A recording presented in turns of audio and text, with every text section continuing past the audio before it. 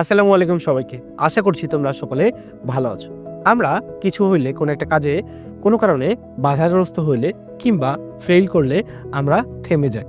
কিন্তু আমরা যদি লাইফে কখনো ৫টা জিনিস মনে রাখি বা ৫টা পি মনে রাখি তাহলে কিন্তু আমরা খুব সহজেই লাইফে সফলতা অর্জন করতে পারবো। ৫টা পি এর মধ্যে প্রথম পি থেকে প্রেয়ার। প্রেয়ার হচ্ছে আমরা যেই ধর্মেরই হই না কেন আমাদের কিন্তু আমাদের সৃষ্টিকর্তার প্রতি সবসময় অনুগত থাকা উচিত। তুমি যদি মুসলিম ধর্মের হও নামাজ পড়ো, খ্রিস্টান ধর্মের হইলে তুমি গির্জায় যাও, হিন্দু ধর্মের হইলে তুমি তোমার সৃষ্টিকর্তার প্রতি প্রার্থনা করো। সেকেন্ড হচ্ছে পিচ।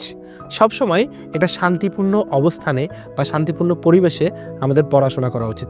এতে করে আমাদের মস্তিষ্ক যেমন শান্ত থাকবে ঠিক ততটাই আমাদের পড়ালেখায় সমৃদ্ধি আসবে।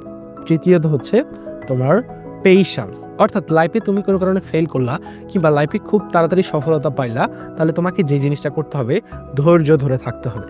অর্থাৎ যতক্ষণ ধরে তুমি ধৈর্য ধরে থাকবা ততক্ষণ কিন্তু তোমার এই কাজটা ঠিক সফলতার হার আস্তে আস্তে বেড়ে যাবে। তুমি কোনো কারণে ফেল করলা, ফেলের পুনরূপ যদি আমি বলি ফার্স্ট অ্যাটেম্পট লার্নিং, অর্থাৎ তোমার শেখার প্রথম ধাপ হচ্ছে ফেল করা। কাজেই আমাদের ফেল করলেও ধৈর্য ধরতে হবে।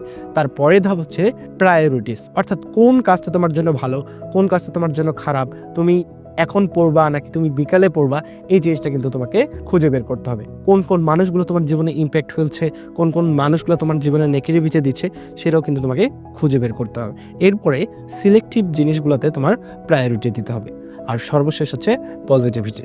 লাইফে যে কিছুই ঘটে যাক না কেন সৃষ্টিকর্তার প্রতি অবিচল থেকে আমাদের সব সময় ইতিবাচক বা পজিটিভ চিন্তার অধিকারী হতে হবে। আর এই ৫টা পি অবলম্বন করলেই আমরা কিন্তু সবাই লাইফে সফলকাম হতে পারবো।